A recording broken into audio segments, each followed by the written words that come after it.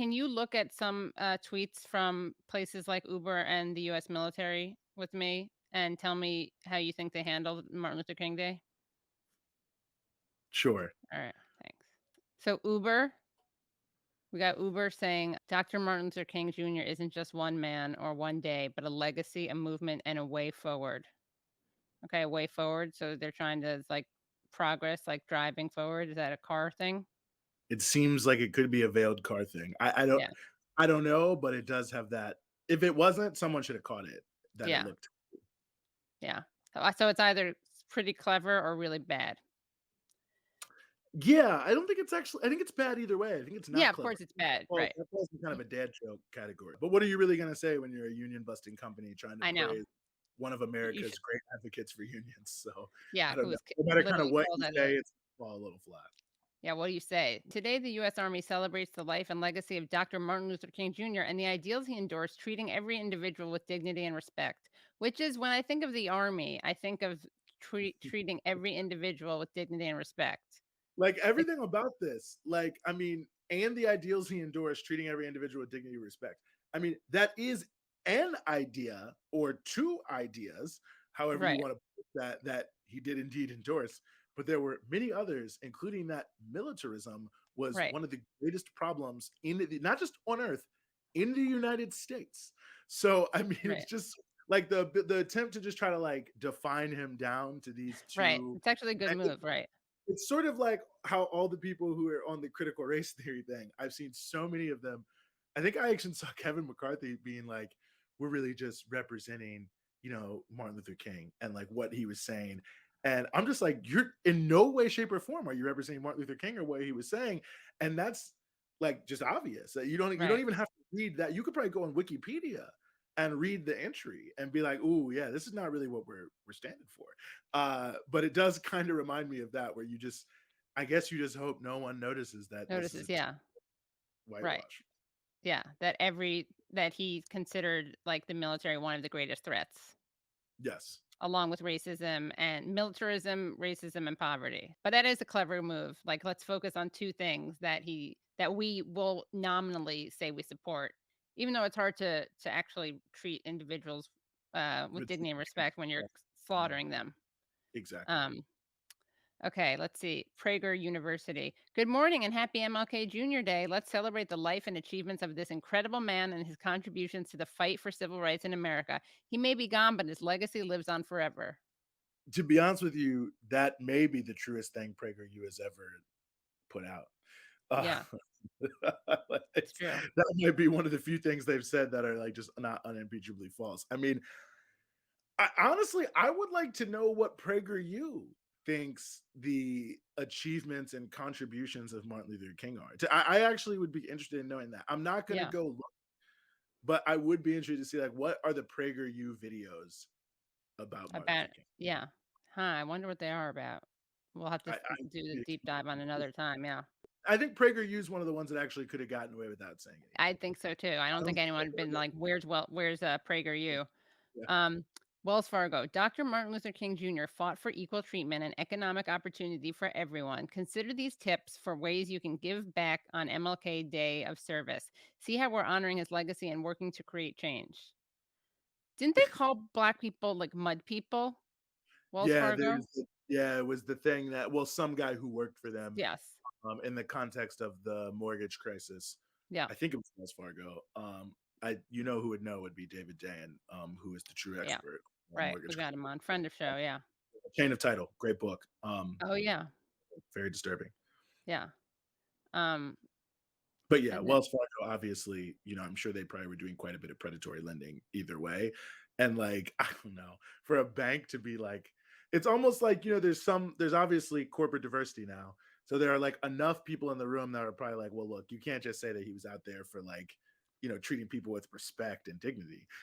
You have to mention that, he's fighting for like, economic rights or something. So it's right. almost like if someone in the room was like, nah, you got to be like a little closer to the real king. They throw in the day of service to say that they're Right. doing something. But still, for like one of the world's mega banks, to be talking about we're honoring a guy who said capitalism has outlived its usefulness. It Right. really Yes. It's like on the one, it's laughable, but then on the other hand, I mean, I would say I'm one of these people that I always get roasted for this.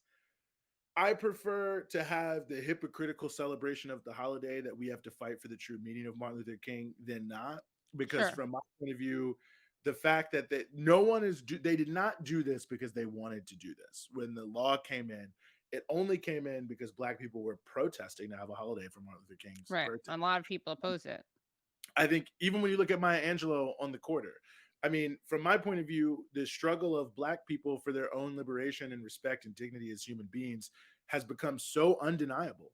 Even people who, quite frankly, are 100% against anything that Dr. King or Maya Angelou or Harriet Tubman ever promoted. And it's massively hypocritical, feel like, above all else, we do not want the general public to know that we are terrible racist, doing horrible things that are reinforcing all the negative policies that these people supported. So yes, it's hypocritical, but it also speaks to the strength and the power of people's struggles that it compels even the most cynical response in a positive way. I feel the same way about all the brands after Black Lives Matter. Yeah. Like, is it a little annoying? Yes, it's a little annoying. But like, yes, if the biggest consumer brand on earth, Nike, feels like, yeah, the worst possible thing for us would be for people to conceive of us as Yeah, racist, it's a good sign. cops that are killing people, that means that we're breaking through. And, we obviously don't control everything. I think as left wing people, progressive people, we control very little. We're one of the most embattled, groups of this country, even though our views are majority views, fighting to get any sort of purchase hold in any institution anywhere on earth. So I think we have to recognize, even though we have very limited power, one thing that we do have some power over of is the shape and the discussion of the discourse. And when the discourse is responding to our actions, that means our actions are making a difference. So Right. to me, it's just a reminder to keep fighting and to keep growing rather than to just sort of wallow in cynicism, which I think, quite frankly, is the number one response I see from most people who are radical, progressive, Yeah. revolutionary, whatever they want to call themselves, around any holiday, when obviously it's going to be a bunch of hypocrites. But wouldn't you Yes. rather have Indigenous Peoples Day than Columbus Day? Wouldn't you Yes. rather have Martin Luther King be honored than not be honored? We need more holidays for more real heroes and more recognition of the fact that slavery and genocide was perpetrated against tens of millions of people to build the wealth of this country. And, you know, life is not linear. So we're going to win some of those things before we win, something else. And vice versa. There are some symbolic things that we'll never win until we win serious material change and have the power to make all the changes to the symbols we want. But I think that sometimes it's exactly what they want. I Yeah, think. like the woke CIA commercial. Yeah, they want people to be like, "Oh, well, if the CIA is doing it, then there's nothing we can do." Well, I mean, yeah, like it is hypocritical and cynical, but yeah, we should be fighting for trans rights. And quite frankly, every workplace should be friendly to trans people. Right. And there shouldn't be any exemptions from that. And obviously, I'm 100% for abolishing the CIA, the US military, the whole capitalist state, imperialism, and establishing socialism on a worldwide scale to save the planet and save humanity from looming climate catastrophe amongst everything else that's destroying us.